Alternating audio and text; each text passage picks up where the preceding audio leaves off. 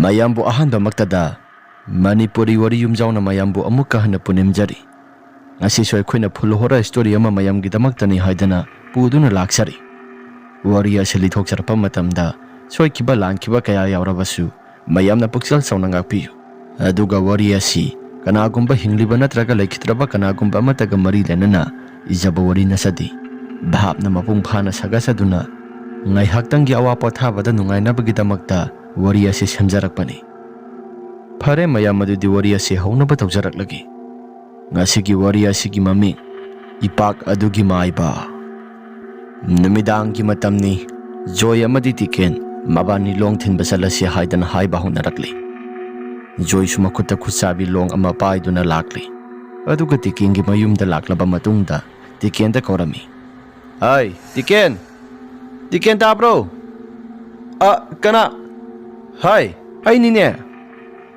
tajoy how hai nangbu long thin basa sen haina khibado kamai tawba he ai di kawbu kawthore lai asi hairaga tiken su mahak su prap tholakli tajoy ai di kawbu kawthore hoi ngi hakta ngabiramu asi hairaga joy su adum ngairammi tiken su ngi haktang lairaba matungda mahak su adum wari watai sanaduna lakli mahak nupida salokhi gi haram laba matungda lakpani tajoy ai di pungkaw bu kawthore ngasi sibani long thimba sa sena haina khibani ko nati nang su aina kawbududa kanano kaina aigi khonjala se khangba ngamdrabo tajoy adugi wa nateda isa singa tv yengtuna leirambado maduda kanagumba ama kawi haidana tajoy gi khonjala se khanghodre adugini hoida kasho kaiba leiteda lao sanaba tawrasi mi atai di loina sanakhrabani ibani khaktanga hewri asi hairaga hobi lakli makhoi gi hi thangpham adu yawri joy sumha ki hi da kakhali aduga tiken sumha ki hi da kakhali joyna tiken nangbu yadari bro yanida tajoy ai shodum yanida asi hairaga nido hi tongan honaduna mana thokpa tawduna dumak sanari mani mamang budi honduna sanari hi asi khara hondoraklaba matam maduda magi ngak phanagadaba ngapam singadu yengdana long singasi thinba horakli ahanba joina thinba matamda ngaji kaya thoina amata phadi tikena thinba matamda di ngasi puglaubi so sukimatik yamna phaba horaklami tikena as onthona daw yakreda thiena kumakpa si su onthona nungai khre nga singasi makhata nam aduma pharabadi phaganida tajoy dubu ngaga phadraba sala mana maninga mate hek nai khidreda haipetang hange tajoy nga bu phabro joina arapa dagi asuna laurai asibo ai gidi daw ka mate hek yadreda nasi se nga na isi salo haiba tamdra male nga ga mate hek phaba ngamde nang gidi ke am pharage tajoy ai gidi nga se phana yamna phare o phare ai su nga khara phana ba thingkige asi haina anido khara laptakna wari watai khara sanai mabani na kauna ngangna ba tawriba pumnamak singado pat adugi mayai waida leiriba khampok sangwaina saduna leiriba maiba sangoi jauna di ikokokna tare sangoi jaw mamisat pangthoraklei hai ahingi matama sida kana no kauba ngangba mayama matawnaribasi kana no sibu tumba galoi nekta thugairi tamba nupa ani khak wari watai sanabagumna makhol khara thakida asi hairaga sangoi jaw mahaki wakhalda jajat ki amna khallabani asum tawtana ngi haktangi matungda joy amadi tiken mabani su wari watai sanabagumna muksu taba horkli darakliba makhol pumnamak singasi sangoi jawna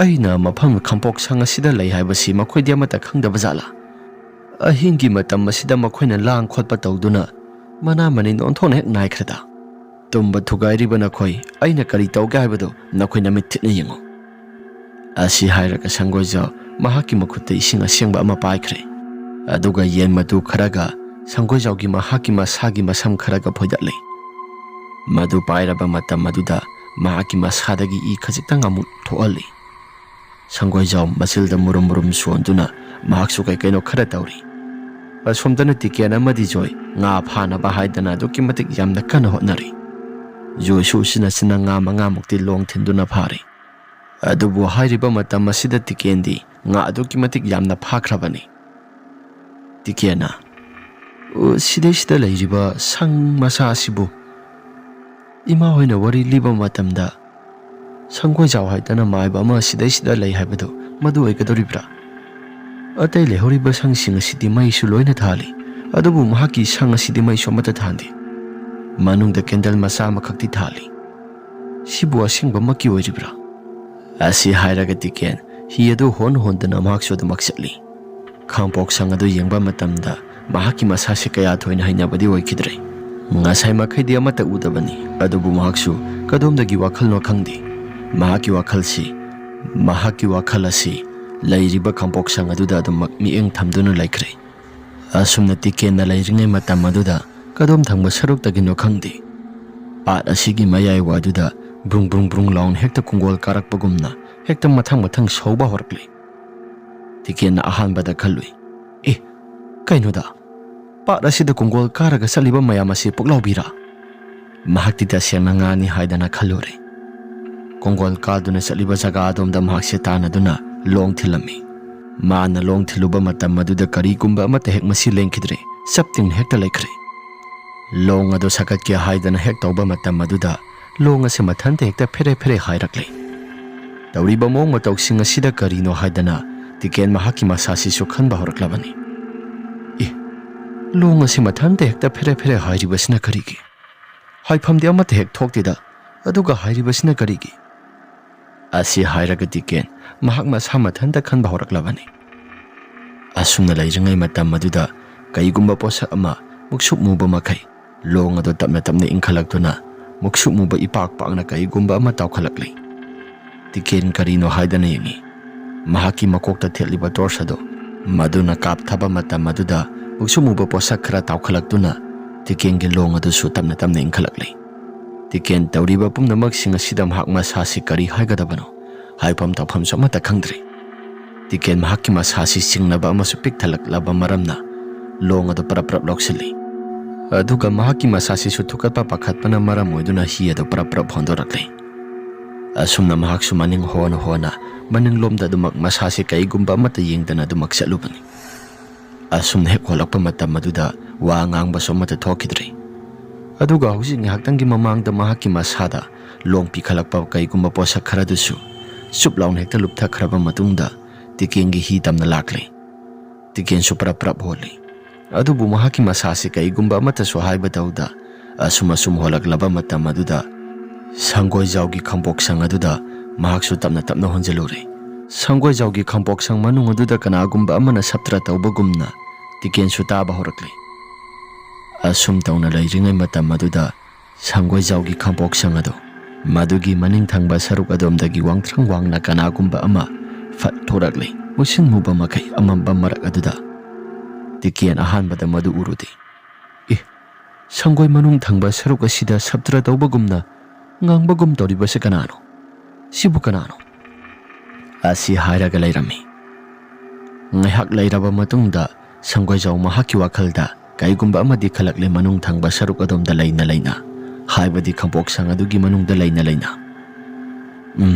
ꯑꯩꯅ ꯊꯥꯗꯣꯛꯈ꯭ꯔꯤꯕ ꯑꯩꯒꯤ ꯁꯦꯕꯣꯛ ꯑꯁꯤ ꯃꯁꯤ ꯀꯔꯤꯒꯨꯝꯕ ꯁꯞꯇ꯭ꯔ ꯇꯧꯍꯟꯗ꯭ꯔꯒꯗꯤ ꯌꯥꯔꯣꯏꯗ꯭ꯔꯤ꯫ ꯑꯁꯤ ꯍꯥꯏꯔꯒ ꯁꯪꯒꯣꯏꯖꯥꯎ ꯃꯍꯥꯛꯀꯤ ꯃꯈꯨꯠꯇ ꯄꯥꯏꯔꯝꯂꯤꯕ ꯄꯣꯠꯂꯝꯁꯤꯡ ꯑꯗꯨ ꯃꯈꯥꯗ ꯊꯥꯗꯩ꯫ ꯑꯗꯨꯒ ꯀꯩꯒꯨꯝꯕ ꯈꯔ ꯇꯧꯕ ꯍꯧꯔꯛꯂꯤ꯫ ꯈꯥꯡꯄꯣꯛ ꯁꯪ ꯑꯗꯨꯒꯤ ꯃꯅꯨꯡꯗ ꯏꯊꯣꯛꯄ ꯍꯧꯔꯛꯂꯤ꯫ ꯃꯍꯥꯛꯅ ꯏꯊꯣꯛꯂꯤꯕꯁꯤ ꯃꯄꯥꯟꯗ ꯆꯠꯂꯤꯕ ꯇꯤꯃꯨ ꯂꯩꯃꯨ ꯑꯆꯧꯕ ꯂꯥꯏ ꯐꯠꯇꯕꯗꯨꯅ ꯆꯠꯄ ꯃꯥꯏꯀꯩ ꯑꯗꯣꯝꯗ ꯃꯍꯥꯛꯅ ꯆꯤꯡꯉꯤꯕ ꯃꯐꯝ ꯈꯨꯗꯤꯡꯃꯛꯇ ꯑꯗꯨꯃꯛ ꯆꯠꯂꯤ꯫ ꯇꯤꯀꯦꯟꯁꯨ ꯀꯅꯥꯒꯨꯝꯕ ꯑꯃ ꯁꯣꯔ ꯂꯥꯎꯅ ꯂꯥꯛꯂꯦ ꯍꯥꯏꯕꯗꯨ ꯃꯗꯨ ꯃꯍꯥꯛꯁꯨ ꯃꯁꯛ ꯃꯨꯟꯅ ꯈꯪꯕ ꯍꯧꯔꯛꯂꯤ꯫ ꯅꯥꯀꯜ ꯊꯪꯕ ꯁꯔꯨꯛ ꯑꯗꯣꯝꯗ ꯐꯠ ꯂꯥꯎꯅ ꯂꯩꯊꯣꯛꯇꯨꯅ ꯌꯦꯡꯂꯨꯕ ꯃꯇꯝꯗ ꯇꯤꯀꯦꯟ ꯃꯍꯥꯛꯀꯤ ꯃꯁꯥꯗꯣ ꯈꯪꯂꯤ꯫ ꯏꯃꯥ ꯍꯥꯏꯔꯒ ꯌꯥꯝꯅ ꯀꯟꯅ ꯂꯥꯎꯔꯛꯂꯤ꯫ ꯑꯁꯨꯝꯅ ꯍꯦꯛ ꯂꯥꯎꯈꯤꯕ ꯃꯇꯝ ꯑꯗꯨꯗ ꯋꯥꯡꯊ꯭ꯔꯪ ꯋꯥꯡꯂꯕ ꯅꯨꯄꯥ ꯑꯗꯨ ꯏꯁꯤꯡ ꯃꯅꯨꯡꯗ ꯖꯄꯨꯡ लाउꯅ ꯍꯦꯛꯇ ꯇꯥꯈꯤ꯫ ꯑꯁꯨꯝꯅ ꯍꯦꯛ ꯇꯥꯈꯤꯕꯗꯨꯗ ꯇꯤꯀꯦꯟ ꯃꯍꯥꯛꯀꯤ ꯃꯁꯥꯒꯤ ꯅꯧ ꯑꯗꯨ ꯄꯥꯏꯔꯒ ꯒꯣꯔꯣ ꯈꯣꯠꯇꯨꯅ ꯍꯣꯜꯂꯛꯂꯤ꯫ ꯑꯁꯨꯝꯗꯅ ꯖꯣꯏꯁꯨ ꯀꯩꯗꯧꯕ ꯌꯥꯎꯔꯒꯦ ꯍꯥꯏꯗꯅ ꯃꯍꯥꯛꯁꯨ ꯋꯥꯈꯜꯗ ꯖꯥꯠ ꯈꯜꯂꯛꯏ꯫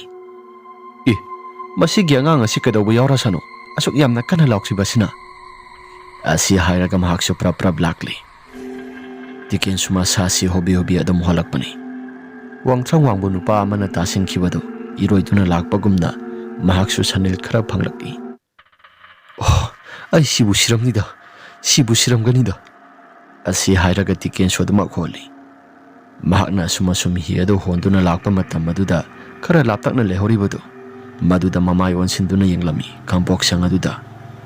Kampok sang aduda kanagumba ama mapalda thoktuna leibadu surami. Madu atay kanagumba matanati sanggoy jauni.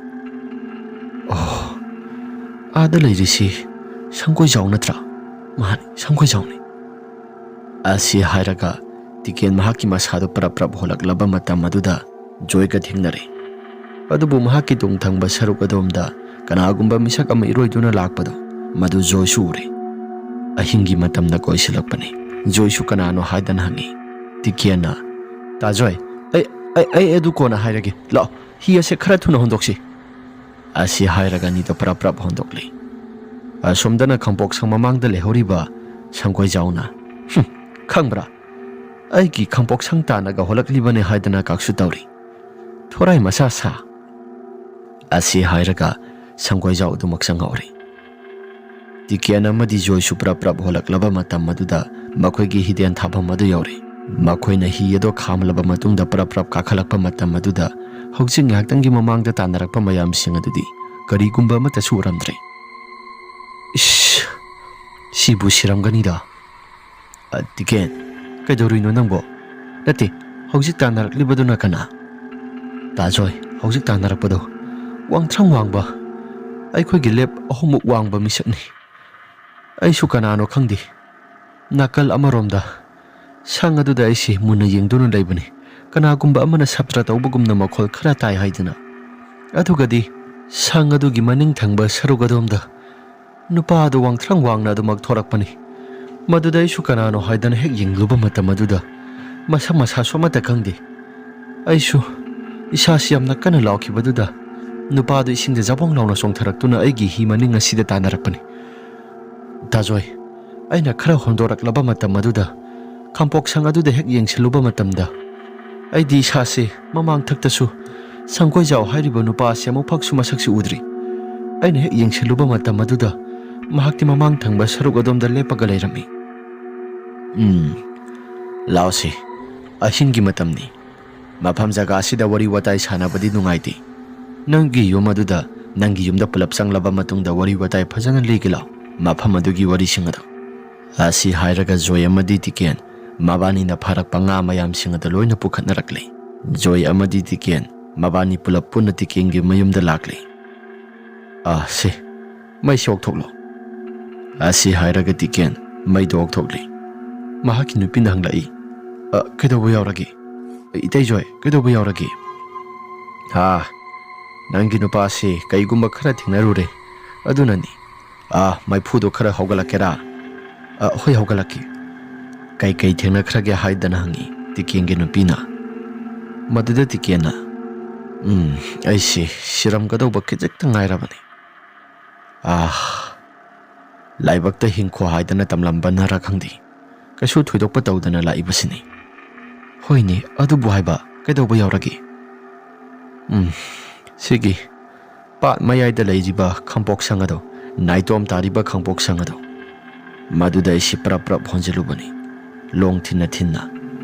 Taseng namaki hairabada madu aina honjengi yauna honjengkhibadinati. Mafam maduda nungsina puraktuna isi adu maksangkhibani. Mafam madu hek yaurakpa kana duda kanagumba miwe amana saptra tawrakpagumna suru naikhhaibagumna makhol asi taba horakpani. Aisu karino haidana yengduna leirami. Adugadi ngihaktang leiraba matungda manung asidagi kaigumba khonjal khara taraklaga isi isasi kithikirum tawrakpani. Aduga khampok sang adugi maning aduda wangthrang wangbu nupa ama thoraklaga aigi inak tana khara sanglakpani. Maduda isu karino haidana wakhal khallaga leiringai kana aduda nupa do sum naksilaktuna aigi sada kaigumba khara tawrakli. Aisi kibe mandana aisi yamna kana laubani. Adugadi khangawdana nupa do aigi nakal thangba sarugadumda mahakse tasilakpani. Iroi duna mahakse adumak lakpani. Aisu kina adumak holi. Asi hairaga ngasai thokiba wari singado loina tamli. Ish, ꯑꯗꯨꯗꯤ ꯃꯤꯅꯁꯨ ꯍꯥꯏꯅꯔꯤꯕ ꯃꯐꯝ ꯖꯒꯥꯅꯤ. ꯌꯦꯡꯉꯨ ꯏꯕꯦꯝꯃ, ꯅꯪꯒꯤ ꯅꯨꯄꯥꯁꯤ ꯉꯁꯤ ꯊꯋꯥꯏ ꯍꯤꯡꯗꯨꯅ ꯂꯥꯛꯂꯕꯅꯤ. ꯃꯐꯝ ꯖꯒꯥꯁꯤ ꯃꯤꯅꯁꯨ ꯀꯩꯅꯣ ꯈꯔ ꯍꯥꯏꯅꯕ ꯖꯒꯥꯅꯤ. ꯏꯇꯩꯒ ꯂꯥꯛꯃꯤꯟꯅꯕꯒꯤ ꯐꯔꯤꯕꯅꯤ. ꯅꯠꯇ꯭ꯔꯕꯗꯤ ꯅꯅꯥꯎ ꯅꯨꯄꯥꯁꯤ ꯀꯩꯒꯨꯝꯕ ꯑꯃꯗꯤ ꯏꯇꯧ ꯇꯧꯔꯝꯒꯗꯕꯅꯤ.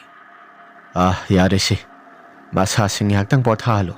ꯐꯔꯛꯄ ꯉꯥ ꯃꯌꯥꯝ ꯑꯁꯤꯁꯨ ꯑꯁꯨꯛꯀꯤ ꯃꯇꯤꯛ ꯌꯥꯝꯅ ꯐꯔꯛꯏ. ꯃꯥꯅ ꯉꯁꯤ ꯐꯔꯛꯂꯤꯕ ꯉꯥꯁꯤ. ꯌꯥꯔꯦ ꯑꯉꯥꯡ ꯁꯥ, ꯄꯣꯊꯥꯍꯧꯔꯣ. ꯑꯩꯁꯨ ꯍꯟꯅꯕ ꯇꯧꯔꯒꯦ. ꯑꯁꯤ ꯍꯥꯏꯔꯒ ꯖꯣꯏ ꯑꯗꯨꯃꯛ ꯃꯌꯨꯝꯗ ꯍꯟꯈ꯭ꯔꯦ. ꯁꯤꯕꯨ ꯁꯤꯔꯝꯒꯅꯤꯗ. ꯉꯁꯥꯏ ꯊꯦꯡꯅꯈꯤꯕ ꯃꯌꯥꯝ ꯄꯨꯝꯅꯃꯛꯁꯤꯡ ꯑꯗꯨꯗꯤ ꯑꯩꯒꯤ ꯏꯁꯥꯗ. ꯏꯃꯥꯅ ꯄꯣꯛꯄꯗꯒꯤꯁꯨ ꯑꯃꯨꯛꯐꯥꯎ ꯊꯦꯡꯅꯔꯛꯇ꯭ꯔꯤ.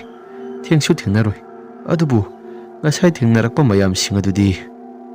ꯑꯁꯤ ꯍꯥꯏꯔꯒ ꯑꯅꯤꯗꯣ ꯑꯗꯨꯃꯛ ꯂꯩꯔꯝꯃꯤ. ꯑꯁꯣꯝꯗꯅ ꯁꯪꯒꯣꯏꯖꯥꯎ ꯃꯆꯤꯜꯗ ꯃꯨꯔꯨꯝ ꯁꯣꯜꯂꯤ.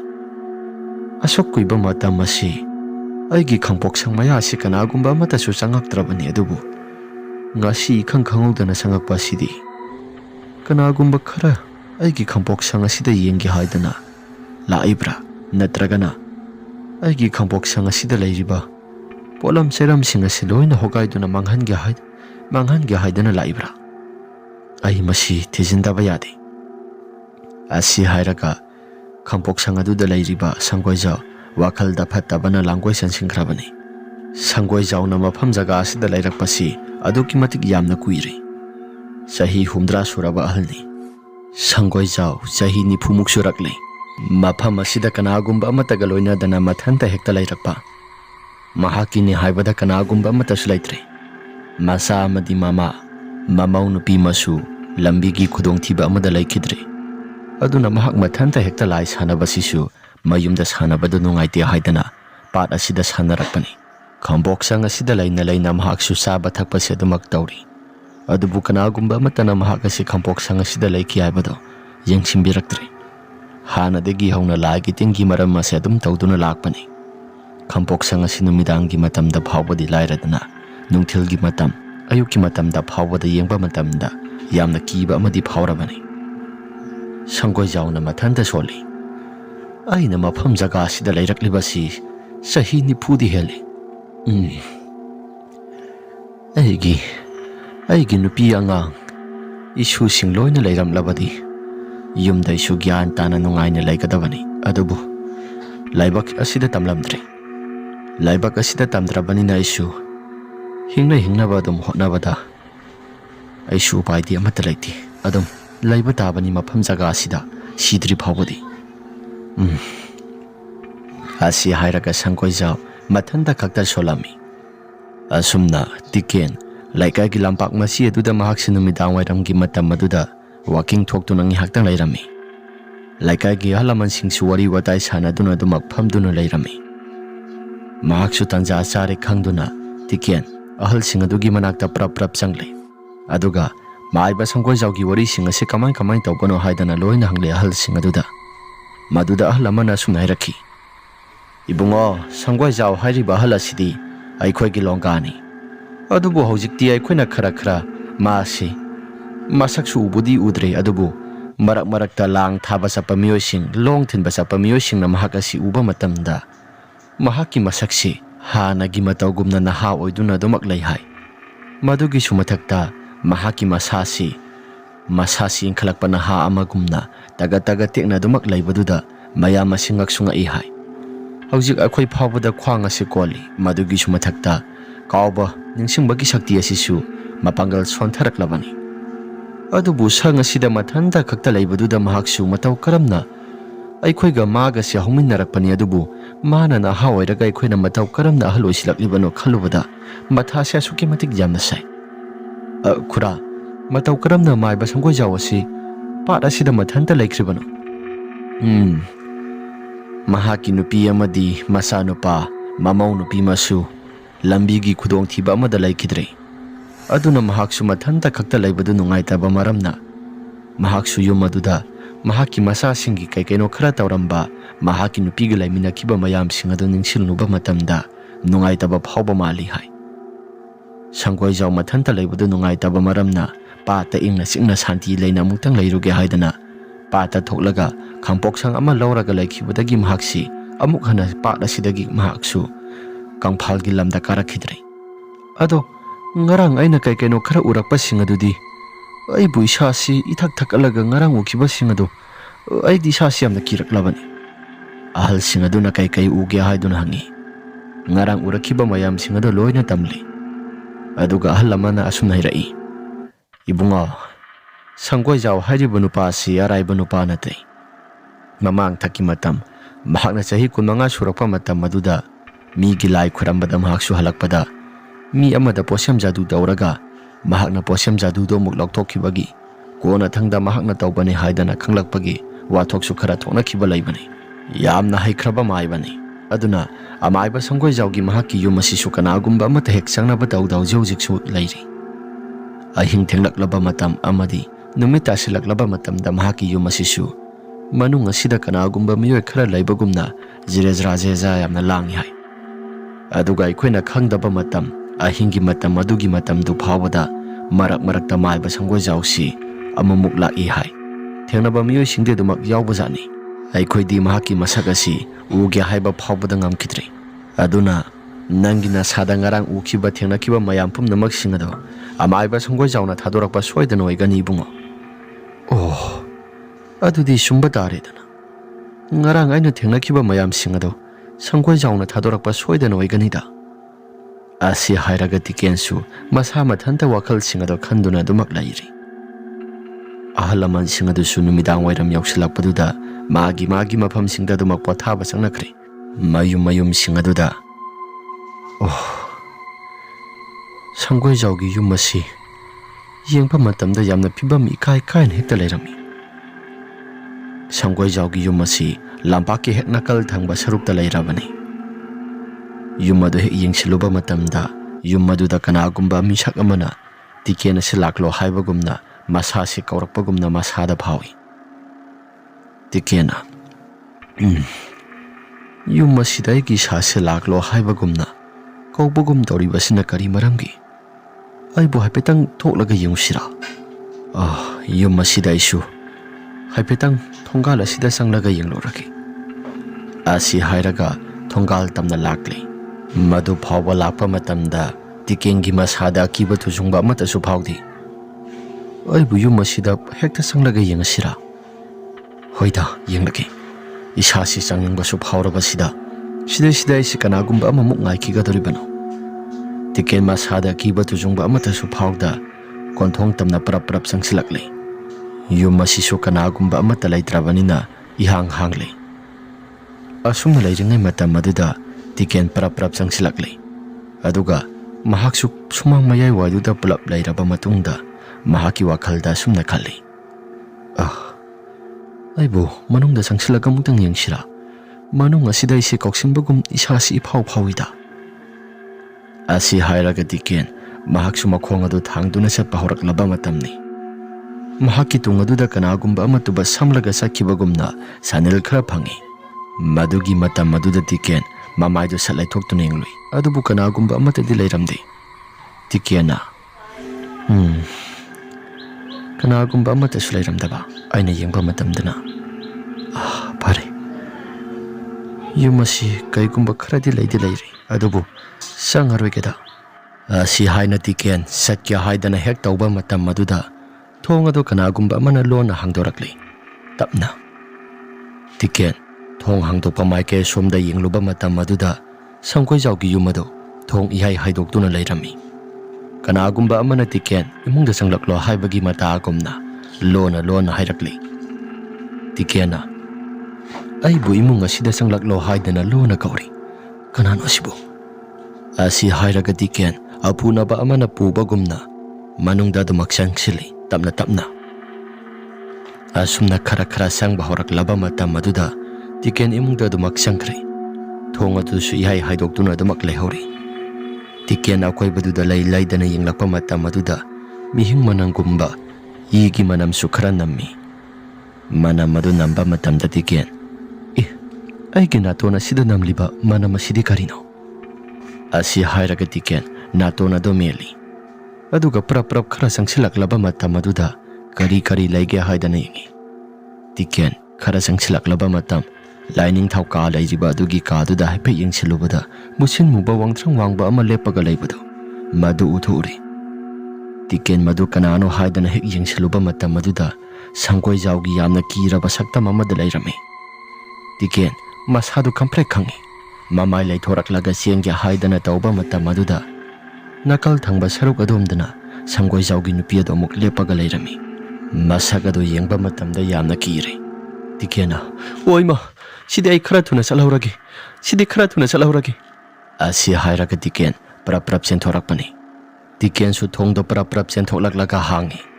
aduga mahaki masase sumangda senthoraklaba matam maduda mahaki masasi ipa pakhatli tungthangba saruga sida kanagumba amana mami sami oina tanarakli tiken su hana phawba yengba tawda prap adu maksalakli sorokte hek yawba matam maduda sanjoida gong launa waisatli sanjoina tiken kaidorage nangbo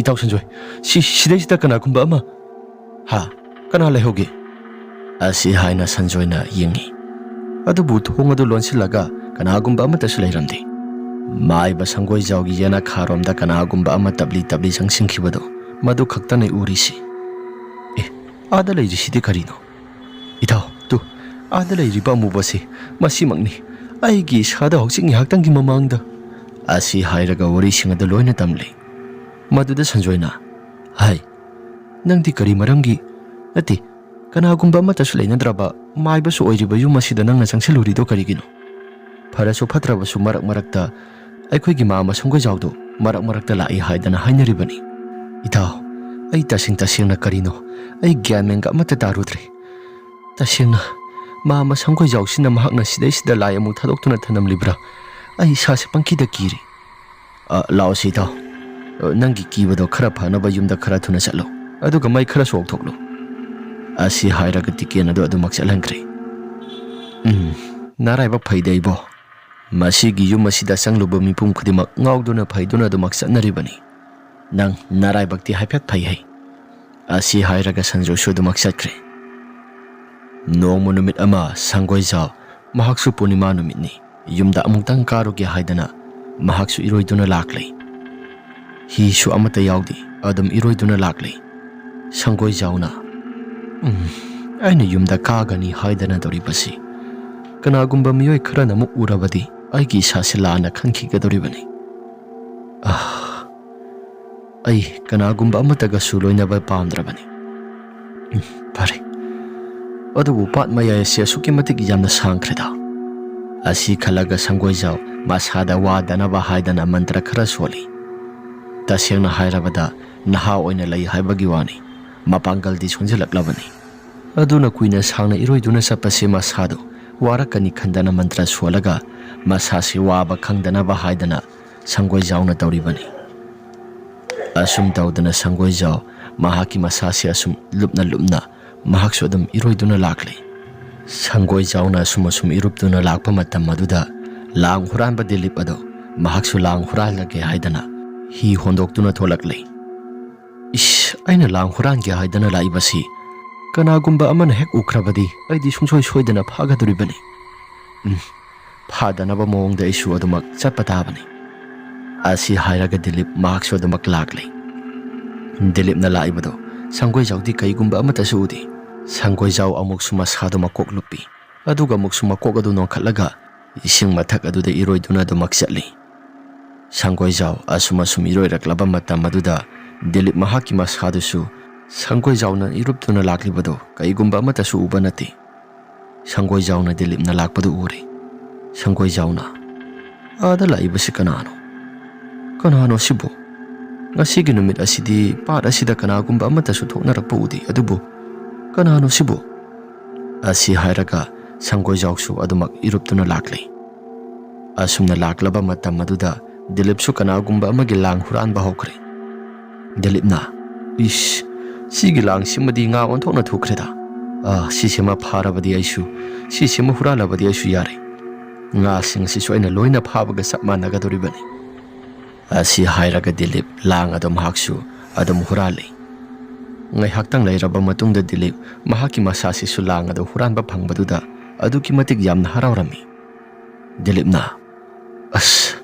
ꯑꯩꯅ ꯑꯁꯨꯛ ꯀꯨꯏꯅ ꯍꯨꯔꯥꯜꯂꯛꯄꯁꯤ ꯑꯁꯨꯛ ꯌꯥꯝꯕ ꯂꯥꯡꯗꯤ ꯏꯃꯥꯅ ꯄꯣꯛꯄꯗꯒꯤ ꯑꯃꯨꯛꯐꯥꯎ ꯍꯨꯔꯥꯜꯂꯛꯇ꯭ꯔꯤꯗ ꯉꯁꯤꯒꯤ ꯂꯥꯡ ꯍꯨꯔꯥꯜꯂꯤꯕꯁꯤꯅ ꯈ꯭ꯋꯥꯏꯗꯒꯤ ꯌꯥꯝꯂꯤ ꯑꯁꯤ ꯍꯥꯏꯔꯒ ꯗꯤꯂꯤꯞ ꯅꯣꯛꯐꯦꯠ ꯅꯣꯛꯐꯦꯠ ꯇꯧꯔꯒ ꯂꯥꯡ ꯑꯗꯨ ꯃꯈꯥ ꯇꯥꯅ ꯑꯗꯨꯃꯛ ꯍꯨꯔꯥꯜꯂꯤ ꯁꯪꯒꯣꯏꯖꯥꯎꯅ ꯂꯥꯡ ꯍꯨꯔꯥꯜꯂꯤꯕ ꯅꯪ ꯈꯪꯉꯣꯏꯗ꯭ꯔꯥ ꯑꯩꯒꯤ ꯃꯟꯇ꯭ꯔꯁꯤꯡ ꯑꯗꯨ ꯁꯤꯖꯤꯟꯅꯔꯒ ꯃꯁꯤ ꯑꯩꯒꯤ ꯂꯥꯏꯁꯤꯡ ꯑꯗꯨꯒꯤ ꯆꯥꯛꯊꯥꯛ ꯑꯣꯏꯅ ꯃꯁꯤ ꯄꯤꯊꯣꯛꯂꯁꯤꯔꯥ ꯃꯤꯒꯤ ꯃꯄꯣꯠ ꯃꯆꯩ ꯍꯨꯔꯥꯟꯕ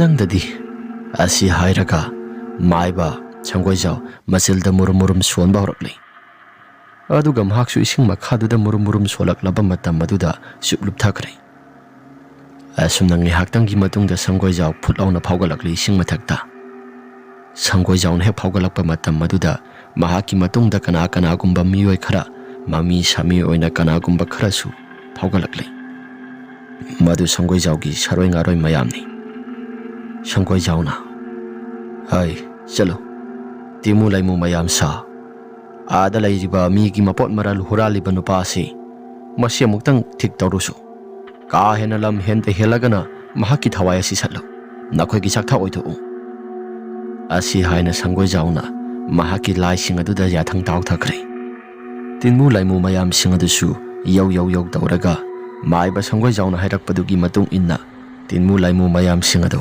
ꯗꯤꯂꯤꯞꯀꯤ ꯃꯅꯥꯛ ꯇꯥꯅ ꯑꯗꯨꯃꯛ ꯆꯠꯈ꯭ꯔꯦ ꯗꯤꯂꯤꯞꯇꯤ ꯀꯔꯤꯒꯨꯝꯕ ꯑꯃꯠꯇ ꯈꯪꯕꯖꯥꯠ ꯅꯠꯇꯦ ꯑꯁꯨꯝꯅ ꯂꯩꯔꯤꯉꯩ ꯃꯇꯝ ꯑꯗꯨꯗ ꯗꯤꯂꯤꯞ ꯃꯍꯥꯛꯀꯤ ꯃꯁꯥꯗꯣ ꯀꯔꯤꯒꯨꯝꯕ ꯁꯅꯤꯜ ꯈꯔ ꯐꯪꯕ ꯍꯧꯔꯛꯂꯤ ꯑꯁꯥꯕ ꯅꯨꯡꯁꯤꯠꯅ ꯃꯁꯥꯗ ꯍꯨꯝꯃꯤ ꯗꯤꯂꯤꯞꯅ ꯍꯩꯁ ꯑꯩꯒꯤ ꯏꯁꯥꯁꯦ ꯁꯥꯍꯨꯝ ꯈꯔ ꯐꯪꯉꯤꯗ ꯀꯩꯅꯣ ꯑꯩꯕꯣ ꯑꯁꯥꯕ ꯅꯨꯡꯁꯤꯠꯅ ꯍꯧꯖꯤꯛꯁꯤ ꯑꯏꯪꯕ ꯅꯨꯡꯁꯤꯠ ꯍꯨꯝꯂꯕ ꯃꯇꯝ ꯑꯁꯤꯗ ꯑꯁꯥꯕ ꯅꯨꯡꯁꯤꯠꯅ ꯍꯨꯝꯂꯛꯂꯤꯕꯁꯤꯅ ꯀꯔꯤꯒꯤ ꯑꯁꯤ ꯍꯥꯏꯗꯅ ꯗꯤꯂꯤꯞꯀꯤ ꯃꯁꯥꯗꯣ ꯀꯩꯒꯨꯝꯕ ꯋꯥꯈꯜ ꯈꯔ ꯈꯟꯗꯨꯅ ꯂꯩꯔꯤꯉꯩ ꯃꯇꯝ ꯑꯗꯨꯗ ꯃꯍꯥꯛꯀꯤ ꯍꯤ ꯑꯁꯤ ꯐꯦꯔꯦ ꯐꯦꯔꯦ ꯍꯥꯏꯕ ꯍꯧꯔꯛꯂꯤ ꯑꯁꯨꯝꯅ ꯗꯤꯂꯤꯞ ꯃꯍꯥꯛꯀꯤ ꯍꯤ ꯑꯗꯨ ꯍꯥꯏꯔꯛꯄꯗꯨꯗ ꯀꯔꯝ ꯇꯧꯅ ꯍꯥꯏꯔꯛꯂꯤꯕꯅꯣ ꯍꯥꯏꯗꯅ ꯌꯦꯡꯉꯤ ꯑꯗꯨꯕꯨ ꯀꯔꯤꯒꯨꯝꯕ ꯑꯃꯠꯇ ꯎꯕ ꯐꯪꯗꯦ ꯗꯤꯂꯤꯞꯅ ꯄꯣꯔꯛꯄ ꯃꯩꯁꯤꯡ ꯑꯗꯨ ꯀꯥꯞꯇꯅ ꯌꯦꯡꯉꯤ ꯑꯗꯨꯕꯨ ꯀꯔꯤꯒꯨꯝꯕ ꯑꯃꯠꯇꯁꯨ ꯎꯕ ꯐꯪꯗꯦ ꯗꯤꯂꯤꯞꯅ ꯀꯩꯒꯨꯝꯕ ꯑꯃꯠꯇꯁꯨ ꯎꯕ ꯐꯪꯗꯦ ꯑꯗꯨꯒ ꯇꯧꯔꯤꯕꯁꯤꯡ ꯑꯁꯤꯅ ꯀꯔꯤ ꯑꯁꯤ ꯍꯥꯏꯔꯒ ꯗꯤꯂꯤꯞ ꯊꯥꯕꯜꯒꯤ ꯃꯉꯥꯜꯁꯤꯡ ꯑꯗꯨꯗ ꯃꯍꯥꯛꯁꯨ ꯃꯈꯥ ꯊꯪꯕ ꯁꯔꯨꯛ ꯏꯁꯤꯡꯒꯤ ꯂꯩꯃꯥꯏ ꯏꯁꯤꯡꯒꯤ ꯃꯅꯨꯡ ꯑꯗꯨꯗ ꯀꯩꯒꯨꯝꯕ ꯈꯔ ꯆꯠꯂꯤꯕꯗꯨ ꯃꯍꯥꯛꯁꯨ ꯎꯔꯛꯂꯤ ꯗꯤꯂꯤꯞꯅ ꯃꯩ ꯀꯥꯞꯁꯤꯟꯗꯨꯅ ꯌꯦꯡꯉꯤ ꯑꯗꯨꯝꯅ ꯍꯦꯛ ꯌꯦꯡꯕ ꯃꯇꯝ ꯑꯗꯨꯗ ꯃꯤ ꯑꯃꯒꯤ ꯃꯇꯧꯒꯨꯝꯅ ꯃꯃꯤ ꯁꯥꯃꯤ ꯑꯣꯏꯅ ꯄꯔꯦꯡ ꯁꯥꯡꯅ ꯏꯔꯣꯏꯗꯨꯅ ꯆꯠꯂꯤꯕꯗꯨ ꯗꯤꯂꯤꯞ ꯃꯍꯥꯛꯀꯤ ꯃꯁꯥꯅ ꯎꯊꯣꯛꯎꯔꯦ ꯗꯤꯂꯤꯞ ꯃꯗꯨ ꯎꯔꯛꯄ ꯃꯇꯝ ꯑꯗꯨꯗ ꯃꯍꯥꯛꯀꯤ ꯃꯁꯥꯁꯤ ꯀꯤꯕꯅꯁꯨ ꯌꯥꯗ꯭ꯔꯦ ꯗꯤꯂꯤꯞꯅ ꯀꯔꯤ ꯃꯑꯣꯡ ꯃꯇꯧꯅ ꯇꯧꯔꯤꯕꯁꯤꯗꯤ ꯑꯣꯟꯊꯣꯛꯅ ꯐꯔꯛ ꯇꯥꯈ꯭ꯔꯦꯗ ꯑꯩ ꯍꯤ ꯑꯁꯤ ꯍꯣꯟꯖꯤꯜꯍꯧꯔꯒꯦ ꯑꯁꯤ ꯍꯥꯏꯔꯒ ꯍꯤ ꯑꯁꯤ ꯍꯣꯟꯖꯤꯜꯂꯤ ꯑꯗꯨꯕꯨ ꯍꯤ ꯑꯗꯨ ꯍꯣꯟꯖꯤꯜꯂꯕꯁꯨ ꯀꯔꯤꯒꯨꯝꯕ ꯑꯃꯠꯇ ꯎꯄꯥꯏ ꯂꯩꯇ꯭ꯔꯤ ꯃꯁꯤ ꯑꯃꯠꯇ ꯂꯦꯡꯕ ꯇꯧꯗꯅ ꯍꯤ ꯑꯗꯨ ꯑꯃꯠꯇ ꯆꯠꯈꯤꯗ꯭ꯔꯦ ꯗꯤꯂꯤꯞ ꯃꯁꯥꯁꯦ ꯁꯨꯝ ꯀꯤꯁꯤꯜꯂꯛꯂꯤ ꯃꯈꯥꯗ ꯏꯔꯨꯞꯇꯨꯅ ꯂꯩꯔꯝꯕ ꯇꯤꯃꯨ ꯂꯩꯃꯨ ꯃꯌꯥꯝꯁꯤꯡ ꯑꯗꯨ ꯃꯊꯛꯇ ꯂꯣꯏꯅ ꯐꯥꯎꯒꯠꯅꯔꯛꯂꯤ ꯃꯀꯣꯛ ꯌꯥꯎꯗꯕꯁꯨ ꯌꯥꯎꯏ ꯃꯀꯣꯛ ꯌꯥꯎꯕꯁꯤꯡ ꯑꯗꯨꯅ ꯗꯤꯂꯤꯞꯇ ꯃꯨꯟꯅ ꯈꯥꯅ ꯌꯦꯡꯗꯨꯅ ꯂꯩ ꯗꯤꯂꯤꯞꯅ ꯑꯩꯒꯤ ꯅꯨꯃꯤꯠ ꯁꯨꯗꯧꯔꯕ꯭ꯔꯥ ꯁꯤꯗꯤ ꯑꯩ ꯈꯔ ꯊꯨꯅ ꯍꯣꯟꯖꯤꯜꯍꯧꯔꯒꯦ ꯑꯁꯤ ꯍꯥꯏꯔꯒ ꯄ꯭ꯔꯞ ꯍꯣꯟꯖꯤꯜꯂꯤ ꯑꯁꯨꯝꯅ ꯍꯣꯟꯖꯤꯟꯒꯦ ꯍꯥꯏꯗꯅ ꯍꯦꯛ ꯇꯧꯕ ꯃꯇꯝ ꯑꯗꯨꯗ ꯃꯍꯥꯛꯀꯤ ꯅꯧ ꯑꯁꯤꯁꯨ ꯃꯐꯝ ꯃꯔꯥꯡ ꯈꯪꯗꯅ ꯄꯣꯛ ꯂꯥꯎꯅ ꯍꯦꯛꯇ ꯇꯦꯛꯏ ꯗꯤꯂꯤꯞ ꯇꯧꯔꯤꯕ ꯃꯑꯣꯡ ꯃꯇꯧꯁꯤꯡ ꯑꯁꯤꯗ ꯃꯍꯥꯛꯀꯤ ꯃꯁꯥꯁꯦ ꯄꯪꯀꯤꯗ ꯀꯤꯔꯛꯂꯤ ꯑꯁꯨꯝꯅ ꯂꯩꯔꯤꯉꯩ ꯃꯇꯝ ꯑꯗꯨꯗ ꯃꯍꯥꯛꯀꯤ ꯍꯤ ꯑꯗꯨꯗ ꯇꯤꯃꯨ ꯂꯩꯃꯨ ꯃꯌꯥꯝꯁꯤꯡ ꯑꯗꯨ ꯀꯥꯈꯠꯂꯛꯂꯤ ꯗꯤꯂꯤꯞꯀꯤ ꯃꯁꯥꯒꯤ ꯃꯅꯥꯛ ꯑꯁꯤꯗ ꯄꯔꯞ ꯆꯪꯁꯤꯜꯂꯛꯂꯤ ꯗꯤꯂꯤꯞ ꯃꯍꯥꯛꯀꯤ ꯃꯁꯥꯁꯤ ꯀꯤꯕꯅꯁꯨ ꯊꯛ ꯅꯤꯛꯂꯤ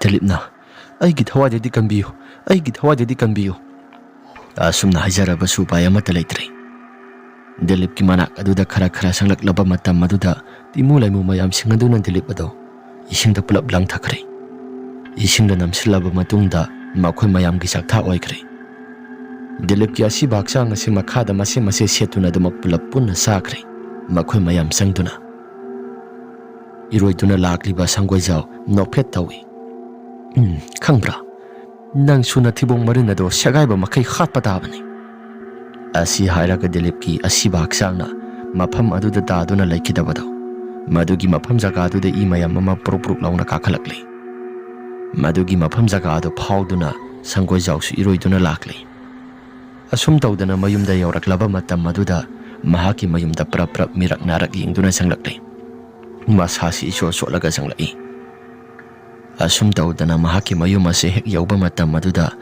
mahaki yum manung thangba maike somda kanagumba miyoi amana murum sonbagumna makhol khara su tari. Asumna makhol adu taraklaba matam maduda hai ai laene nangbo aini murum solibado solanu yare aini.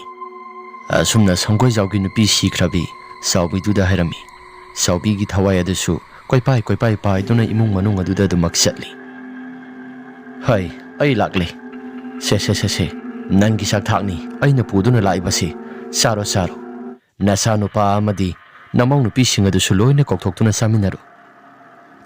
Saubi gi thawai du sukoi pai ram laba matung da pai tharakle porakli bado mahak so da maksari nga matong kharaga haira kharaga purakpani saba thakpa loiraba matung da koi pai duna muksakre. Hai nupi aidi taibang miyoi bo oina lehori nakhoi ahumdi lairam lenda tin sitingamda miram lena sida laisi lengamda nakhoi su yamna wana khangle aina yamna kana lairam lenda tinna bo hotnarabasu nakhoi su amata yadrabanina yumpham ase kanagumba amata hek sanghandana nakhoina sangduna thamlo. Phare ai soigi iphamda salage asi hairaga do maksakre. Asum tawdana numik kharani haukraba matungda nongma numit amani joy mahaki wakhal asi nongsu khara thili tai adubu numisimadi langkai basalurage haidana wakhal da su khalakpani nungthilgi matam maduda langkai ba tholakpani adubu mahakna langkai ba lakpa matamda nong asi kari gumba amata su tharaktri aina ngasai thorakpa matandadi nong asi kari gumba amata su laudawani adubu hojikti nong asi marang kai ba makai mamduna hekta laida.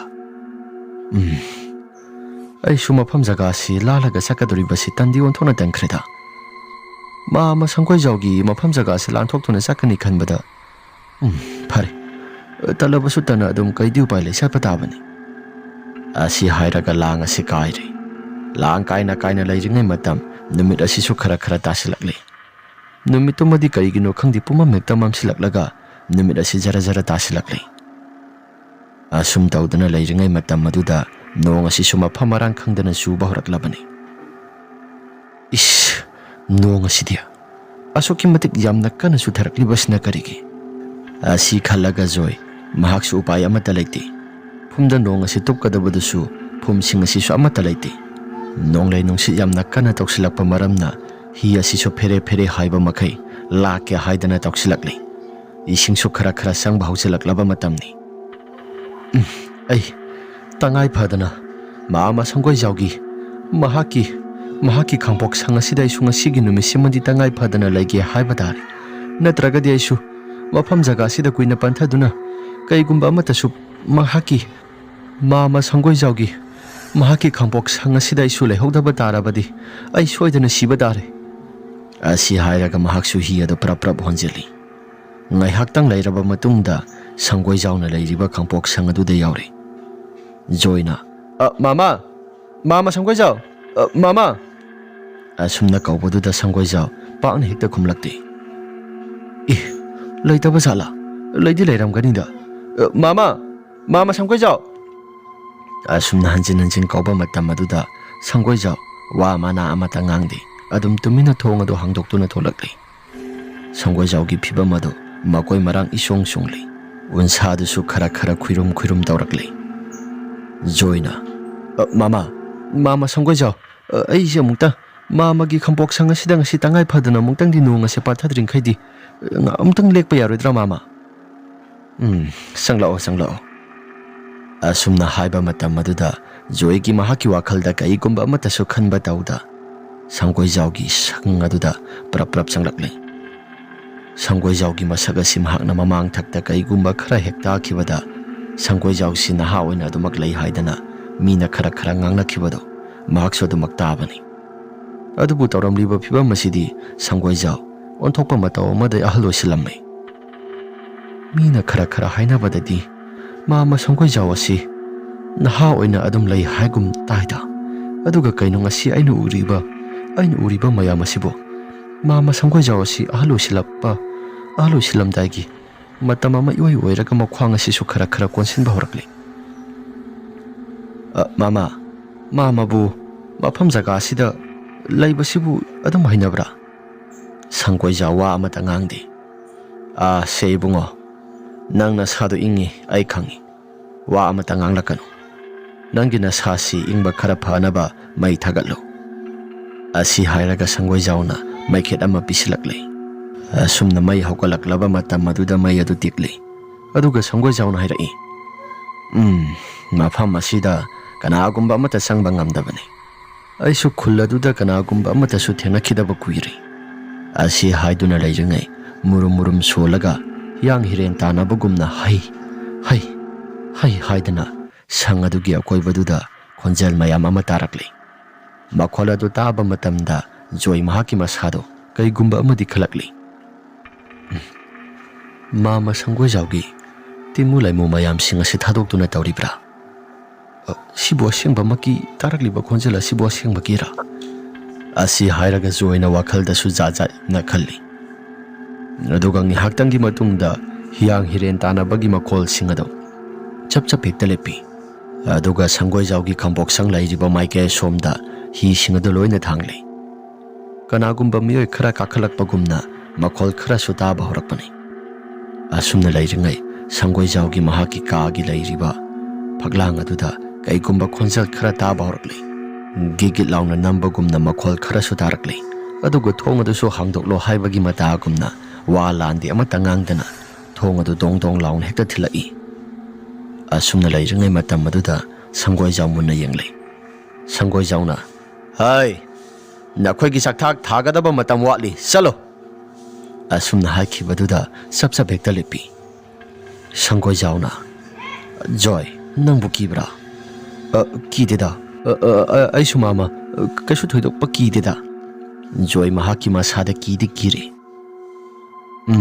ꯁꯦ, ꯈꯨꯗꯩ ꯃꯇꯦꯛ ꯑꯁꯤ ꯍꯣꯡꯗꯣꯛꯂꯣ, ꯑꯗꯨꯒ ꯉꯥꯏꯍꯥꯛꯇꯪꯁꯨ ꯅꯁꯥꯗꯣ ꯂꯨꯝꯅ ꯂꯩꯔꯣ꯫ ꯑꯁꯤ ꯍꯥꯏꯔꯒ ꯖꯣꯏ ꯑꯗꯨ ꯍꯣꯡꯗꯣꯛꯇꯨꯅ ꯂꯩꯔꯦ꯫ ꯑꯁꯨꯝꯅ ꯖꯣꯏ ꯑꯗꯨꯁꯨ ꯃꯁꯥꯁꯤ ꯂꯨꯝꯅ ꯂꯩꯔꯛꯂꯕ ꯃꯇꯝ ꯑꯗꯨꯗ ꯃꯁꯥꯁꯤ ꯎꯏꯔꯨꯝ ꯇꯧꯊꯕ ꯍꯧꯔꯛꯂꯤ꯫ ꯏꯪꯎꯕꯗꯒꯤ ꯃꯁꯥꯁꯤ ꯂꯨꯝꯁꯤꯜꯂꯛꯄꯗꯨꯗ ꯎꯏꯔꯨꯝ ꯇꯧꯔꯛꯄꯅꯤ꯫ ꯃꯁꯥꯁꯤ ꯈꯔ ꯇꯨꯝꯊꯕ ꯍꯧꯔꯛꯂꯕ ꯃꯇꯝ ꯑꯗꯨꯗ ꯏꯈꯪ ꯈꯪꯍꯧꯗꯅ ꯖꯣꯏꯒꯤ ꯃꯃꯥꯡ ꯑꯗꯨꯗ ꯋꯥꯡꯊ꯭ꯔꯪ ꯋꯥꯡꯕ ꯃꯨꯁꯤꯟ ꯃꯨꯕ ꯃꯤꯁꯛ ꯑꯃ ꯈꯪꯊꯣꯛ ꯊꯣꯛꯂꯛꯂꯦ꯫ ꯃꯗꯨ ꯎꯕ ꯃꯇꯝ ꯑꯗꯨꯗ ꯖꯣꯏ ꯈꯪꯄ꯭ꯔꯦꯛ ꯈꯪꯏ꯫ ꯃꯨꯁꯤꯟ ꯃꯨꯕ ꯋꯥꯡꯊ꯭ꯔꯪ ꯋꯥꯡꯕꯗꯨꯁꯨ ꯃꯈꯨꯠꯇ ꯊꯥꯡꯖꯧ ꯑꯃ ꯄꯥꯏ꯫ ꯖꯣꯏꯅ ꯃꯗꯨ ꯎꯕ ꯃꯇꯝ ꯑꯗꯨꯗ ꯌꯥꯝꯅ ꯀꯟꯅ ꯂꯥꯎꯕꯅꯤ꯫ ꯇꯥꯟꯖꯥꯗꯨꯗ ꯁꯪꯒꯣꯏꯖꯥꯎꯁꯨ ꯂꯩꯔꯝꯗꯦ꯫ ꯑꯁꯨꯝꯅ ꯃꯨꯛꯁꯨꯛ ꯃꯨꯕ ꯋꯥꯡꯊ꯭ꯔꯪ ꯋꯥꯡꯕ ꯅꯨꯄꯥ ꯑꯗꯨꯅ ꯊꯥꯡ ꯑꯗꯨꯅ ꯍꯥꯏꯊꯔꯛꯄ ꯃꯇꯝꯗ ꯖꯣꯏ ꯃꯍꯥꯛꯀꯤ ꯃꯁꯥꯗꯣ ꯀꯩꯒꯨꯝꯕ ꯑꯃꯠꯇꯗꯤ ꯁꯣꯛꯍꯧꯗ꯭ꯔꯦ꯫ ꯁꯪꯒꯣꯏꯖꯥꯎ ꯄ꯭ꯔꯞ ꯆꯦꯟꯁꯤꯜꯂꯛꯂꯦ꯫ ꯑꯗꯨꯒ ꯃꯟꯇ꯭ꯔ ꯈꯔ ꯁꯣꯜꯂꯒ ꯃꯍꯥꯛꯀꯤ ꯃꯨꯛꯁꯨꯛ ꯃꯨꯕ ꯋꯥꯡꯊ꯭ꯔꯪ ꯋꯥꯡꯕꯗꯨꯗ ꯃꯟꯇ꯭ꯔ ꯑꯗꯨ ꯂꯪꯁꯤꯜꯂꯤ꯫ ꯁ꯭ꯋꯥꯏ ꯂꯥꯎꯅ ꯍꯦꯛꯇ ꯃꯥꯡꯈꯤ꯫ ꯖꯣꯏ ꯃꯍꯥꯛꯀꯤ ꯃꯁꯥꯁꯤ ꯊꯛ ꯅꯤꯛꯂꯦ꯫ ꯏꯁ! ꯑꯣꯟꯊꯣꯛꯅ ꯐꯔꯛ ꯇꯥꯈ꯭ꯔꯦꯗ꯫ ꯃꯥꯃꯅ ꯊꯥꯗꯣꯛꯄ ꯑꯣꯏꯒꯗꯧꯔꯤꯕ꯭ꯔꯥ? ꯃꯇꯝ ꯀꯨꯏꯅ ꯁꯥꯡꯅ ꯃꯃꯥꯡꯗꯒꯤ ꯍꯧꯔꯒ ꯃꯁꯤꯒꯤ ꯂꯥꯏ ꯐꯠꯇꯕ ꯑꯁꯤ ꯑꯩꯅ ꯑꯗꯨꯝ ꯐꯥꯖꯤꯟꯗꯨꯅ ꯊꯝꯂꯛꯄꯅꯤ꯫ ꯑꯗꯨꯕꯨ ꯅꯍꯥꯟ ꯏꯈꯪ ꯈꯪꯍꯧꯗꯅ ꯑꯩꯒꯤ ꯃꯐꯝ ꯖꯒꯥ ꯑꯁꯤꯗ ꯇꯤꯀꯦꯟ ꯂꯥꯛꯂꯒ ꯃꯍꯥꯛꯅ ꯍꯤ ꯊꯥꯡꯖꯤꯜꯂꯝꯕ ꯃꯔꯝꯅ ꯇꯤꯀꯦꯟ ꯍꯥꯏꯕ ꯑꯉꯥꯡ ꯑꯗꯨꯅ ꯍꯤ ꯍꯦꯛ ꯊꯥꯡꯖꯤꯜꯂꯝꯕ ꯃꯇꯝ ꯑꯗꯨꯗꯒꯤ ꯍꯧꯔꯒ ꯃꯁꯤꯒꯤ ꯂꯥꯏ ꯑꯁꯤ ꯃꯊꯟꯇ ꯑꯗꯨꯃꯛ ꯊꯣꯛꯈꯤꯕꯅꯤ꯫ ꯑꯩ ꯀꯔꯝꯅ ꯂꯥꯛꯅꯒꯗꯕꯅꯣ ꯈꯪꯗ꯭ꯔꯦ꯫ ꯑꯁꯤ ꯍꯥꯏꯔꯒ ꯉꯥꯏꯍꯥꯛꯇꯪꯒꯤ ꯃꯇꯨꯡꯗ ꯁꯪ ꯑꯁꯤꯁꯨ ꯃꯩ ꯆꯥꯛꯄꯒꯤ ꯃꯈꯣꯜꯒꯨꯝꯅ ꯊꯣꯛꯄ ꯍꯧꯔꯛꯂꯤ꯫ ꯇꯧꯔꯤꯕ ꯄꯨꯝꯅꯃꯛꯁꯤꯡ ꯑꯁꯤ ꯖꯣꯏꯗꯤ ꯃꯁꯥꯁꯤ ꯏꯄꯥ ꯄꯥꯈꯠꯂꯤ꯫ ꯁꯪꯒꯣꯏꯖꯥꯎꯅ, ꯍꯩ, ꯅꯪ ꯄꯥꯈꯠꯀꯅꯨ, ꯑꯩ ꯇꯧꯒꯦ꯫ ꯑꯁꯤ ꯍꯥꯏꯔꯒ ꯃꯄꯥꯜꯗ ꯊꯣꯛꯈ꯭ꯔꯦ꯫ ꯑꯁꯨꯝꯅ ꯍꯦꯛ ꯇꯧꯔꯕ ꯃꯇꯝ ꯑꯗꯨꯗ ꯇꯤꯃꯨ ꯂꯩꯃꯨ ꯃꯌꯥꯝꯁꯤꯡ ꯑꯗꯨꯒ ꯁꯪꯒꯣꯏꯖꯥꯎꯒ ꯃꯨꯛꯅꯕ ꯍꯧꯔꯛꯂꯤ꯫ ꯁꯪꯒꯣꯏꯖꯥꯎ ꯃꯁꯥꯁꯤ ꯈꯔ ꯁꯣꯛꯊꯗꯨꯅ ꯄ꯭ꯔꯞ ꯆꯪꯂꯛꯏ꯫ ꯖꯣꯏꯅ, ꯃꯥꯃꯕꯨ ꯁꯣꯛꯄ꯭ꯔꯣ? ꯀꯩꯁꯨ ꯇꯧꯗꯦ꯫ ꯀꯥ ꯑꯃ ꯍꯦꯟꯃꯜꯂꯛꯂꯦ ꯉꯁꯤꯒꯤ ꯅꯨꯃꯤꯠ ꯑꯁꯤ꯫ ꯑꯩꯒꯤ ꯐꯠꯈꯤꯗ꯭ꯔꯕ ꯇꯤꯃꯨ ꯂꯩꯃꯨ ꯃꯌꯥꯝꯁꯤꯡ ꯑꯁꯤ ꯍꯥꯟꯅꯗꯤ ꯃꯃꯥꯡ ꯊꯛꯇ ꯀꯩꯁꯨ ꯊꯣꯏꯗꯣꯛꯄ ꯑꯃꯠꯇ ꯇꯧꯔꯝꯗꯕꯅꯤ꯫ ꯑꯗꯨꯕꯨ ꯍꯟꯗꯛꯇꯤ ꯑꯩꯒꯤ ꯏꯁꯥꯗ ꯑꯣꯟꯁꯤꯜꯂꯛꯇꯨꯅ ꯃꯍꯥꯛꯁꯨ ꯆꯥꯁꯤꯜꯂꯛꯄꯒꯨꯝ ꯇꯧꯔꯤ꯫ ꯉꯁꯤ ꯍꯥꯏꯕ ꯉꯁꯤꯒꯤ ꯅꯨꯃꯤꯠ ꯑꯁꯤꯗ ꯁꯥꯟꯅꯕ ꯂꯣꯏꯁꯤꯟꯗꯕ ꯌꯥꯔꯣꯏꯗ꯭ꯔꯤ꯫ ꯑꯗꯨꯕꯨ ꯖꯣꯏ, ꯁꯥꯟꯅꯔꯤꯕ ꯂꯣꯏꯁꯤꯟꯒꯗꯧꯔꯤꯕ ꯇꯤꯃꯨ ꯂꯩꯃꯨ ꯃꯌꯥꯝꯁꯤꯡ ꯑꯁꯤ ꯑꯩꯒꯤ ꯏꯁꯥꯁꯤ ꯃꯈꯣꯏꯒ ꯑꯣꯟꯅꯈꯤꯕ ꯌꯥꯏ꯫ ꯑꯗꯨꯕꯨ ꯑꯩꯅ ꯉꯝꯕ ꯑꯃ ꯅꯠꯇ꯭ꯔꯒꯅ ꯃꯈꯣꯏꯅ ꯉꯝꯂꯒ ꯄꯨꯂꯞ ꯄꯨꯟꯅ ꯂꯣꯏꯁꯤꯟꯈꯤꯕ ꯑꯃ꯫ ꯑꯗꯣ ꯀꯩꯒꯨꯝꯕ ꯑꯩꯒꯤ ꯏꯁꯥꯁꯦ ꯐꯠꯇ ꯅꯨꯡꯗ ꯊꯣꯛꯂꯕꯗꯤ ꯅꯪꯅ ꯑꯩꯒꯤ ꯏꯁꯥꯁꯤ ꯏꯁꯤꯡ ꯃꯈꯥꯁꯤꯗ ꯄꯨꯂꯞ ꯅꯝꯁꯤꯟꯗꯨꯅ ꯑꯃꯨꯛ ꯍꯟꯅ ꯇꯥꯎꯈꯠꯂꯛꯇꯅꯕ ꯅꯪꯅ ꯑꯃꯨꯛꯇꯪꯗꯤ ꯇꯧꯕꯤꯔꯝꯃꯨ ꯅꯠꯇ꯭ꯔꯒ ꯁꯪ ꯑꯁꯤ ꯃꯩꯅ ꯄꯨꯡꯇꯨꯝ ꯇꯨꯝꯅ ꯊꯥꯗꯣꯛꯀꯦ ꯍꯥꯏꯕ꯭ꯔꯥ ꯃꯗꯨ ꯇꯧꯕꯤꯔꯝꯃꯨ ꯑꯁꯤ ꯍꯥꯏꯔꯒ ꯖꯣꯏꯁꯨ ꯃꯥꯃ ꯍꯥꯏꯔꯒ ꯁꯥꯟꯅꯔꯦ ꯉꯥꯏꯍꯥꯛꯇꯪꯒꯤ ꯃꯇꯨꯡꯗ ꯂꯥꯏ ꯑꯗꯨ ꯁꯥꯟꯅꯕ ꯍꯧꯔꯛꯂꯕ ꯃꯇꯝ ꯑꯗꯨꯗ ꯂꯣꯏꯁꯤꯟꯅꯕ ꯍꯥꯏꯗꯅ ꯌꯥꯝꯅ ꯀꯟꯅ ꯍꯣꯠꯅꯔꯝꯃꯤ ꯁꯪꯒꯣꯏꯖꯥꯎꯅ ꯑꯁꯨꯝꯅ ꯁꯪꯒꯣꯏꯖꯥꯎꯅ ꯌꯥꯝꯅ ꯀꯟꯅ ꯍꯣꯠꯅꯔꯛꯂꯕ ꯃꯇꯝ ꯑꯗꯨꯗ ꯃꯍꯥꯛꯀꯤ ꯃꯁꯥꯁꯤ ꯈꯔ ꯆꯣꯛꯊꯔꯛꯂꯤ ꯑꯌꯥꯝꯕꯅ ꯇꯤꯃꯨ ꯂꯩꯃꯨ ꯃꯌꯥꯝꯁꯤꯡ ꯑꯗꯨꯗꯤ ꯂꯣꯏꯅ ꯍꯦꯛꯇ ꯂꯣꯏꯁꯤꯟꯕ ꯍꯧꯔꯛꯂꯕꯅꯤ ꯑꯗꯨꯕꯨ ꯀꯣꯟꯅ ꯊꯪꯗ ꯉꯁꯥꯏ ꯊꯥꯡꯖꯧ ꯄꯥꯏꯕ ꯑꯋꯥꯡꯕ ꯂꯥꯏꯃꯨ ꯑꯗꯨ ꯃꯗꯨ ꯂꯥꯛꯁꯤꯟꯅꯕ ꯍꯣꯠꯅꯔꯤꯉꯩ ꯃꯇꯝ ꯑꯗꯨꯗ ꯃꯥꯏꯕ ꯁꯪꯒꯣꯏꯖꯥꯎ ꯑꯁꯤ ꯁꯣꯔ ꯃꯄꯤ ꯈꯔ ꯍꯣꯟꯕ ꯍꯧꯔꯛꯂꯤ ꯃꯁꯥꯁꯤ ꯁꯣꯔ ꯍꯣꯟꯕ ꯈꯔ ꯋꯥꯔꯛꯂꯤ ꯑꯁꯨꯝꯅ ꯃꯥꯏꯕ ꯁꯪꯒꯣꯏꯖꯥꯎꯅ ꯖꯣꯏ ꯑꯩ ꯁꯤꯒꯗꯧꯔꯤ ꯃꯁꯤꯒꯤ ꯂꯥꯏ ꯐꯠꯇꯕꯁꯤꯃꯗꯤ ꯑꯩꯁꯨ ꯂꯥꯛꯁꯤꯜꯂꯝꯂꯒꯦ ꯑꯗꯨꯒ ꯁꯪ ꯑꯁꯤ ꯃꯩ ꯊꯥꯗꯣꯛꯂꯝꯂꯣ ꯑꯩꯒꯤ ꯑꯁꯤꯕ ꯍꯛꯆꯥꯡ ꯑꯗꯨ ꯑꯁꯤ ꯍꯥꯏꯔꯒ ꯂꯥꯏ ꯐꯠꯇꯕꯗꯨ ꯂꯣꯏꯁꯤꯜꯂꯤ ꯍꯦꯛ ꯂꯣꯏꯁꯤꯟꯕ ꯂꯣꯏꯕꯒ ꯁꯪꯒꯣꯏꯖꯥꯎꯒꯤ ꯍꯛꯆꯥꯡ ꯑꯗꯨꯁꯨ ꯊꯋꯥꯏꯒ ꯍꯛꯆꯥꯡꯒ ꯈꯥꯏꯅꯈ꯭ꯔꯦ ꯑꯁꯨꯝ ꯇꯧꯗꯅ ꯁꯪꯒꯣꯏꯖꯥꯎ ꯄꯣꯞ ꯇꯥꯕ ꯃꯈꯩ ꯇꯥꯗꯨꯅ ꯂꯩꯈ꯭ꯔꯦ ꯖꯣꯏꯗꯤ ꯃꯁꯥꯗ ꯄꯪꯀꯤꯗ ꯀꯤꯔꯛꯂꯦ ꯃꯐꯝ ꯑꯁꯤꯗꯒꯤ ꯑꯩ ꯈꯔ ꯊꯨꯅ ꯆꯠꯍꯧꯗꯕ ꯌꯥꯗꯦ ꯅꯣꯡ ꯑꯁꯤ ꯍꯦꯛ ꯂꯦꯞꯄꯒ ꯍꯥꯏꯕꯒ ꯇꯧꯕꯒ ꯅꯣꯡ ꯑꯗꯨ ꯆꯞ ꯂꯦꯞꯈ꯭ꯔꯦ ꯖꯣꯏꯁꯨ ꯄ꯭ꯔꯞ ꯊꯣꯛꯂꯛꯇꯨꯅ ꯀꯦꯔꯣꯁꯤꯟ ꯈꯔ ꯍꯩꯖꯤꯜꯂꯤ ꯑꯗꯨꯒ ꯁꯪ ꯑꯁꯤ ꯃꯩꯅ ꯄꯨꯡꯇꯨꯝ ꯇꯨꯝꯅ ꯆꯥꯛꯍꯟꯈ꯭ꯔꯦ ꯃꯥꯏꯕ ꯁꯪꯒꯣꯏꯖꯥꯎꯒꯤ ꯍꯛꯆꯥꯡ ꯑꯗꯨꯁꯨ ꯃꯍꯥꯛꯀꯤ ꯈꯥꯡꯄꯣꯛ ꯁꯪ ꯑꯗꯨꯒ ꯄꯨꯂꯞ ꯄꯨꯟꯅ ꯆꯥꯛꯃꯤꯟꯅꯗꯨꯅ ꯇꯥꯡꯒꯣꯏ ꯇꯥꯅ ꯑꯗꯨꯃꯛ ꯃꯥꯡꯈ꯭ꯔꯦ ꯑꯁꯣꯝꯗꯗꯤ ꯃꯍꯥꯛꯀꯤ ꯌꯨꯝꯐꯝ ꯑꯗꯨꯗꯤ ꯃꯍꯥꯛꯀꯤ ꯅꯨꯄꯤ ꯃꯍꯥꯛꯀꯤ ꯃꯆꯥ ꯃꯃꯧ ꯑꯃꯗꯤ ꯃꯍꯥꯛꯀꯤ ꯃꯁꯨꯁꯤꯡ ꯑꯗꯨꯁꯨ ꯃꯈꯣꯏꯒꯤ ꯊꯋꯥꯏꯁꯤꯡ ꯑꯗꯨꯅ ꯎꯔꯨ ꯂꯩꯗꯨꯅ ꯑꯗꯨꯃꯛ ꯁꯥꯟꯅꯗꯨꯅ ꯂꯩ ꯌꯨꯝ ꯑꯗꯨꯁꯨ ꯌꯦꯡꯁꯤꯟꯕꯤꯗꯕ ꯃꯔꯝꯅ ꯑꯁꯨꯛꯀꯤ ꯃꯇꯤꯛ ꯌꯥꯝꯅ ꯁꯣꯡꯈ꯭ꯔꯦ ꯑꯗꯨꯅ ꯌꯨꯝ ꯑꯗꯨ ꯀꯅꯥꯒꯨꯝꯕ ꯑꯃꯠꯇꯁꯨ ꯆꯪꯅꯈꯤꯗ꯭ꯔꯦ ꯄꯥꯠ ꯑꯗꯨꯗ ꯊꯣꯛꯂꯛꯄ ꯃꯤꯑꯣꯏꯁꯤꯡꯅ ꯁꯪꯒꯣꯏꯖꯥꯎꯅ ꯍꯥꯟꯅ ꯂꯩꯔꯝꯕ ꯈꯥꯡꯄꯣꯛ ꯁꯪ ꯑꯗꯨ ꯄꯨꯡꯇꯨꯝ ꯇꯨꯝꯅ ꯆꯥꯛꯈꯤꯕꯗꯨꯗ ꯃꯈꯣꯏ ꯃꯌꯥꯝ ꯑꯁꯤꯁꯨ ꯉꯛꯄꯅ ꯈꯝ ꯊꯦꯡꯂꯕꯅꯤ ꯑꯗꯨꯕꯨ ꯇꯧꯔꯤꯕ ꯄꯨꯝꯅꯃꯛꯁꯤꯡ ꯑꯁꯤ ꯖꯣꯏꯅ ꯊꯥꯕꯅꯤ ꯍꯥꯏꯕꯗꯤ ꯀꯅꯥꯒꯨꯝꯕ ꯑꯃꯠꯇꯁꯨ ꯈꯪꯈꯤꯗ꯭ꯔꯦ ꯃꯁꯤꯒꯤ ꯃꯇꯨꯡꯗ ꯄꯥꯠ ꯑꯗꯨꯗ ꯁꯪꯒꯣꯏꯖꯥꯎꯅ ꯂꯩꯔꯤꯉꯩ ꯃꯇꯝꯗ ꯈꯔ ꯄꯥꯠ ꯑꯁꯤꯗ ꯃꯊꯤ ꯐꯣꯡꯕ ꯃꯌꯥꯝꯁꯤꯡ ꯑꯗꯣ ꯀꯩꯒꯨꯝꯕ ꯑꯃꯠꯇꯁꯨ ꯇꯧꯈꯤꯗ꯭ꯔꯦ ꯋꯥꯔꯤ ꯑꯁꯤ ꯃꯇꯥꯡ ꯑꯁꯤꯗ ꯂꯣꯏꯁꯤꯟꯖꯔꯤ ꯋꯥꯔꯤ ꯑꯁꯤ ꯅꯨꯡꯉꯥꯏꯕꯤꯔꯕꯗꯤ ꯂꯥꯏꯛ ꯑꯃꯗꯤ ꯁꯕꯁꯀ꯭ꯔꯥꯏꯕ ꯁꯤꯌꯔ ꯇꯧꯕꯤꯔꯝꯃꯨ ꯍꯥꯏꯗꯨꯅ ꯍꯥꯏꯖꯔꯤ ꯐꯔꯦ ꯃꯌꯥꯝ ꯑꯗꯨꯗꯤ ꯃꯇꯥꯡ ꯑꯁꯤꯗ ꯋꯥꯔꯤ ꯑꯁꯤ ꯂꯣꯏꯁꯤꯟꯖꯔꯒꯦ ꯃꯊꯪꯒꯤ ꯋꯥꯔꯤꯗ ꯑꯃꯨꯛ ꯍꯟꯅ ꯊꯦꯡꯅꯔꯁꯤ